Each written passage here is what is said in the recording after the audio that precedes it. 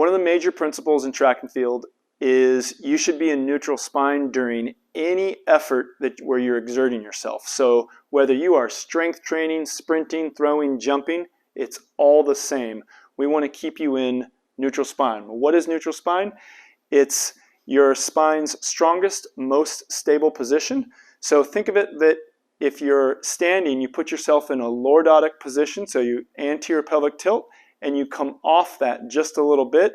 Then you would brace your abdomen to stabilize and stay in that position, kind of bear down.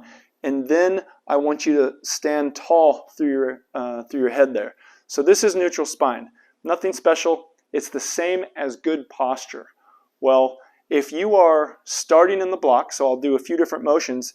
If you're doing our hang start, so just like this, I wouldn't want you in a rounded position. I want you in neutral spine just like this. Notice your head's not up like this.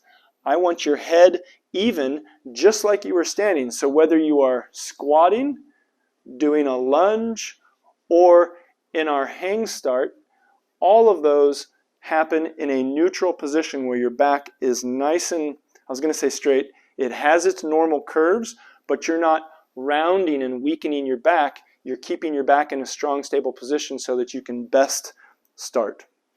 So that's neutral spine. The next most important risk factor in hamstring injuries in sprinters that we can do something about is hip flexor flexibility as well as quadriceps flexibility. So we all know that we need to have hamstring flexibility. Go ahead and relax here. We all need to know that, okay, you've got to have a good hamstring flexibility so that when you're up in hip flexion and your leg comes out, we don't want you reaching, but when your leg comes out, that you're not going to pull a hamstring for that reason.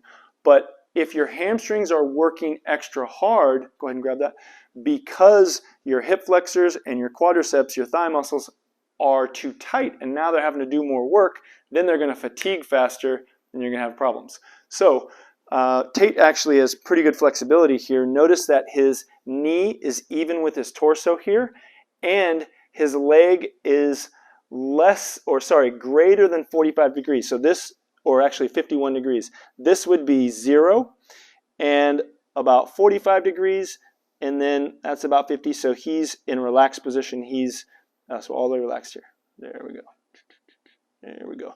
So he can surpass that, so I'm not worried about him in sprinting. Now, he does have a little bit of external rotation, which you can't see because the camera is this way. But the other thing we look at is how far is this leg pushed out. And that tells us you've got lateral hip pain or tension on the side of your hip or weakness of the adductors here. So ultimately, if I put you in this position and you pin the knee like that and this knee is lifted up, anything above neutral is no good because the hip has to extend back when you're sprinting, otherwise your stride would be that much shorter. And you know, most races or many races are won by just 1/100 of a second or so, which is, think of over the distance of 100 meters, 200, 400, that a stride length, if you're an inch farther than another athlete, that's a win. So we want to make sure that your hip flexion has as much, your hip extension pushing down here has as much as it can be. So the other part is this leg, this knee has to flex like this. So when you get in this position, this should be the starting point of you stretching. I usually stabilize the hip here, lean against the leg like that, and then start to push back on the leg here, and then start to stretch them. So if you can't get in that position, then you have a significant increased likelihood for hamstring injuries. Another critical part of stabilizing during track and field is neutral foot. So what we want is whenever you are sprinting, squatting, doing anything, we want evenly balanced between these toes, so your first metatarsal head and your fifth, that we don't want you too far on the outside, we don't want you too far on the inside. So we want those roughly even. And second, we want from front to back, we want the pressure roughly even through there. So we want you evenly distributing your weight on front to back also. So side to side, front to back. And so when you're doing a squat, a lunge, even sprinting, so as you're bringing your leg around and your dorsiflex at your ankle, we want you to think about trying to land flat-footed. I don't mean landing with your heel, and I don't mean landing with your forefoot. I mean truly flat, which is extremely difficult.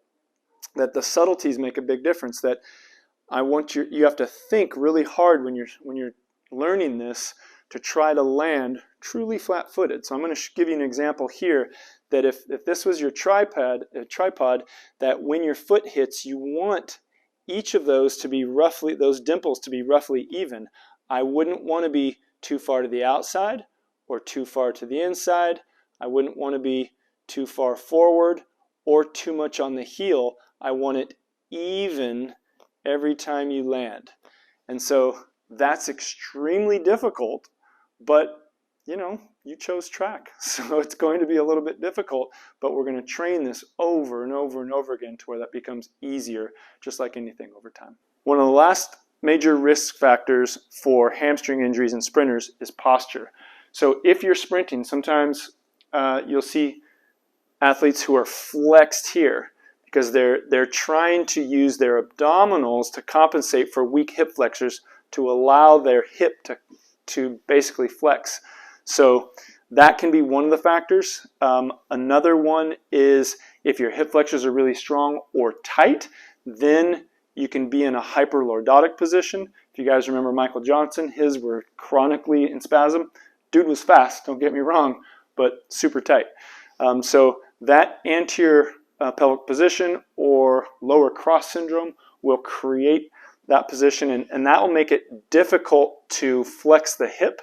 And so you'll have a lot of what we call backside mechanics. You'll see sprinters doing this instead of allowing the hip to come all the way to here and get underneath and have an equal extension and then hip flexion as they come through. So one last thing I didn't talk about previously is toe running. So we call it being toey or pointing the toes. So a lot of coaches will say run on your toes, which I really think what they're trying to say is run tall, run in good posture. And when they say run on your toes, I think they're doing you an actual disservice because you don't have time in sprinting to hit the ground and pop right back off when you're on your forefoot. That only works when you're doing more middle distance. It works okay in the 400, but that would be more of a 1500 and 800 meter gait. So we don't want you pointing the toe because oftentimes you'll grab the ground and pull instead of stay dorsiflexed at the ankle, pointed up to where when you hit the ground, you can pop off as fast as possible and maintain as fast a speed as possible. Those are the major risk factors for hamstring injuries in sprinters. Now there's a lot of detail there, and there's even more we didn't cover, but that's the majority of what will contribute to your hamstring injury. So if you're having difficulties with nagging hamstring injuries or just had a hamstring injury, give us a call. We can help. I've had them many, I think I tore my hamstrings maybe 4 or 5 times in my track career, and I've helped hundreds of people with hamstring injuries since. So if you need some help, if you'd like to feel better as soon as possible, give us a ring. We'd love to help.